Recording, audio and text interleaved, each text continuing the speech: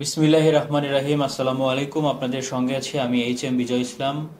আজকে আমি আলোচনা করব বাংলাদেশের বর্তমান রাজনৈতিক প্রেক্ষাপট নিয়ে। আগামী নির্বাচনে ভোটের মাধ্যমে বিজয় অর্জন করে কোনো একটা রাজনৈতিক দল বাংলাদেশের দায়িত্ব পালন করবেন। তবে কোন পদ্ধতিতে নির্বাচন হবে সেই আলোচনাই চলছে এখন আমাদের মধ্যে।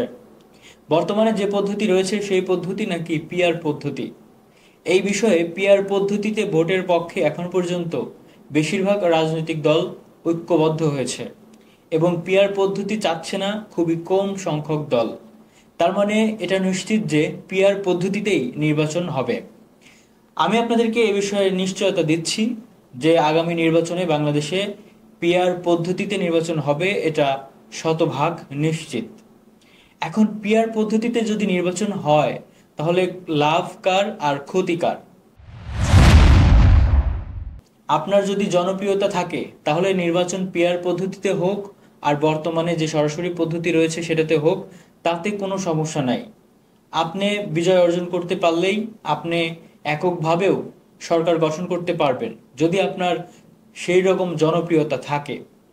অর্থাৎ পিআর পদ্ধতিতে নির্বাচন হলে কারো ক্ষতি হওয়ার সম্ভাবনা নেই, তবে লাভ হওয়ার সম্ভাবনা রয়েছে। আমি সরাসরি বলি, এই ধরেন বিএনপি, জামায়াতে ইসলাম, ইসলামী আন্দোলন বাংলাদেশ, হেফাজতে ইসলাম এবং এনসিপি, যদি পিআর পদ্ধতিতে নির্বাচন হয়, মনে করেন যে বিএনপি পাইছে 35%, জামায়াতে ইসলাম পাইছে 30%, তারপরেও কিন্তু বিএনপি সরকার গঠন করতে পারবে না এককভাবে। যদি এখানে জামায়াত এবং বিএনপি জোট গঠন করে তাহলে তারা দুই দল মিলে একত্রিত হয়ে সরকার গঠন করতে পারে। তারপরে জামায়াতে ইসলামের পরে যে বড় দলগুলো রয়েছে তার মধ্যে রয়েছে এনসিপি, তার মধ্যে রয়েছে ইসলামী আন্দোলন বাংলাদেশ, হেফাজতে ইসলাম। এই তিনটা দল কিন্তু জামায়াতে ইসলামের পরে বড় দল। তো এই তিনটা দল যদি জামায়াতের সাথে জোট গঠন করে, এই এই তিনটা দলের যে বর্তমান রাজনৈতিক প্রেক্ষাপট, তাদের যে মতামত মতাদর্শ রয়েছে, তারা কিন্তু কখনোই বিএনপির সাথে জোট গঠন করবে না, কোনোভাবেই না। তারপরে গণ অধিকার পরিষদ রয়েছে। গণ অধিকার পরিষদ প্রথমে বিএনপির দিকে গেলেও এখন কিন্তু তারা জামায়াতের সাথে অলরেডি জোট গঠন করেছে। তো এই যে দলগুলো রয়েছে, পিআর পদ্ধতিতে নির্বাচন হলে এই চারটা দল, গণ অধিকার পরিষদ, ইসলামী আন্দোলন বাংলাদেশ, হেফাজতে ইসলাম, এনসিপি, এরা কিন্তু অবশ্যই জামায়াতের সাথে জোট গঠন করবে।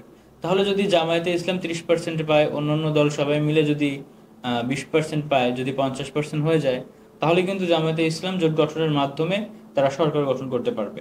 সেই ক্ষেত্রে বিএনপি তাদের সরকারকে বসাতে পারবে না, তবে বিএনপি যে পরিমাণ ভোট পাবে, যে পার্সেন্টেন্সে ভোট পাবে, সেই পরিমাণে তারা আসনও কিন্তু পাবে। মানে এককভাবে বিএনপি সরকারে আসতে পারবে না, এটা শতভাগ নিশ্চিত।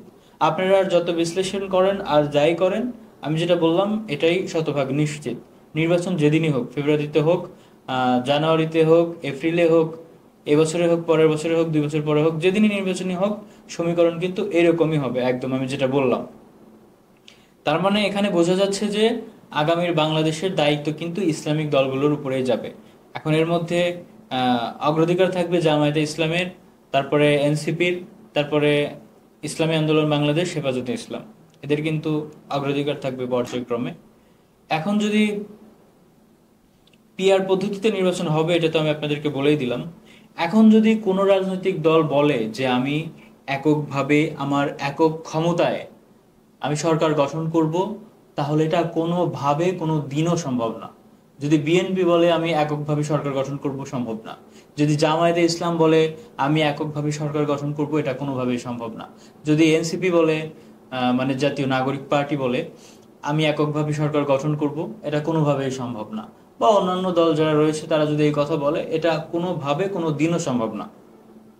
এখন এই ক্ষেত্রে মানুষের অনেকের মনে প্রশ্ন আছে যে আসলে আমরা আমাদের পছন্দের এমপি প্রার্থী নির্বাচিত করতে পারবো কিনা। আসলে এই যে 16টা বছরের কথাই বলি, এতদিন ধরে আপনারা আপনাদের পছন্দের এমপি প্রার্থী নির্বাচিত করেছেন, কি হয়েছে লাভ? তারা শত শত কোটি, হাজার হাজার কোটি টাকা দুর্নীতি করেছে। তারা বিদেশের মাটিতে শত শত বাড়ি করেছে, মানে ব্যাংক ব্যালেন্স বাংলাদেশের অর্থ চুরি করে ভরে ফেলেছে। তাতে লাভ হয়েছে কি? আসলে মানুষ কিন্তু এই যে সঠিক যে প্রার্থী, সঠিক ব্যক্তি, এটা কখনোই আসলে নির্বাচন করতে পারছে না। তারা সঠিক ব্যক্তি নির্বাচন করতে ব্যর্থ হচ্ছে, অথবা জনগণের সাথে সবসময় প্রতারণা করা হচ্ছে। আপনি যাকে সঠিক ব্যক্তি মনে করে নির্বাচিত করছেন, সেই কিন্তু আপনার সাথে প্রতারণা করছে, আপনাকে ঠকাচ্ছে, মানে নির্বাচিত হওয়ার পরে। অর্থাৎ আর কখনো আপনি এরকমটা আশা করেন না যে আমি আমার ভোটে আমার পছন্দের ব্যক্তি নির্বাচন করব, সে আমার কথা শুনবে, আমার হয়ে কাজ করবে, আমার দেশের জন্য কাজ করবে, ভালো কাজ করবে। No, impossible. এরকমটা কোনো দিন এই বাংলাদেশে অন্তত সম্ভব না। অর্থাৎ পিআর পদ্ধতি নির্বাচন এখন বাংলাদেশের জনগণের ভাগ্য পরিবর্তনের জন্য একমাত্রই সমাধান। এই ক্ষেত্রে রাজনৈতিক দলগুলোর যে এক নায়কতন্ত্র, যে একক ক্ষমতা কায়েম করা, এটা একদম পুরোপুরি বাতিল হয়ে যাবে। এককভাবে কেউ বাংলাদেশ চালাইতে পারবে না। এই ক্ষেত্রে মনে করেন যে কয়েকটা দল মিলে যখন দেশ চালাবে, তখন কিন্তু কেউ আর এককভাবে দেশের অর্থ লুট করতে পারবে না, কোনো একটা ক্ষতি করতে পারবে না। মানে যে অন্যায় করতে যাক, অন্যজন কিন্তু এসে বাধা দিবে, অন্যজন বলবে না এটা করা ঠিক হবে না। আবার কেউ যদি অর্থ লুট করে, তার বিরুদ্ধে অন্য কেউ এসে অভিযোগ তুলবে, অন্য দলের কেউ। কিন্তু এককভাবে কোনো দল যদি সরকার গঠন করে, তারাই যদি সবকিছু তদারকি করে, সব দায়িত্ব পালন করে, সব সুবিধা নিজেরাই ভোগ করে, তাহলে নিজেদের দলকে কিন্তু কেউ আর প্রশ্নবিদ্ধ করবে না যে হ্যাঁ তুই হচ্ছে 500 কোটি খাচ্ছিস, সেখান থেকে আমি 100 কোটি 200 কোটি পাই, তাতে কোনো সমস্যা নাই। এভাবেই কিন্তু আমাদের দেশ চলবে। অর্থাৎ পিআর পদ্ধতি বাংলাদেশের মানুষের ভাগ্য পরিবর্তনের জন্য এখন একমাত্র সমাধান। তাই আপনাদের কাছে অনুরোধ থাকবে, আপনারা পিআর পদ্ধতি থেকে অন্তত সরে যাবেন না, আপনারা পিআর পদ্ধতির পক্ষেই থাকবেন। এবার আসি ইসলামিক দলগুলো নিয়ে। পিআর পদ্ধতিতে যদি নির্বাচন হয়, আমি তো বলেই দিলাম যে ইসলামিক দলগুলো বেশিরভাগ আর কি বাংলাদেশের ক্ষমতায় আসবে, তারা বাংলাদেশের দায়িত্ব পাবে। বিএনপি যে থাকবে না তা না, বিএনপিও থাকবে। তো ইসলামিক দলগুলোতে মানুষের সমস্যা আছে কিনা এই বিষয়ে নিয়ে আলোচনা করব। প্রথমে আমি জামায়াত প্রসঙ্গে নিয়ে আলোচনা করব। জামায়াত প্রসঙ্গে কথা বলতে গেলে প্রথমে যে কথাটা সবার মাথায় আসে সেটা হচ্ছে জামায়াত কি রাজাকার? আসলে জামায়াত কিন্তু রাজাকার না। জামায়াতকে দমানোর জন্য, জামায়াতকে নিশ্চিহ্ন করার জন্য আওয়ামী লীগ সরকার জামায়াতকে রাজাকার ট্যাগ দিয়েছে। এটা হচ্ছে আওয়ামী লীগের একটা চক্রান্ত। আর আওয়ামী লীগের সেই চক্রান্তর ফাঁদে আমরা অনেকেই কিন্তু পা দিয়ে থাকি। আপনাদের কাছে অনুরোধ, আপনারা এ ধরনের ট্যাগে আর কখনো পা দিবেন না। দেখবেন যে সমস্ত আওয়ামী লীগ কিন্তু জামায়াতে ইসলামকে রাজাকার বলে থাকে। এখন যারা জামায়াতে ইসলামের বা ইসলামের শত্রু হবে, তারা এখন জামায়াতকে আবার সেই একই ট্যাগ ব্যবহার করবে। কিন্তু আসলে ব্যাপারটা এরকম না।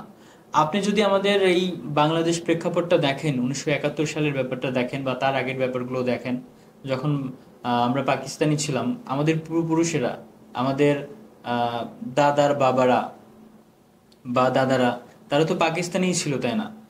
তারা যখন পাকিস্তানে ছিল তখন পশ্চিম পাকিস্তান, পূর্ব পাকিস্তান, বাংলাদেশ তো তখন ছিল না।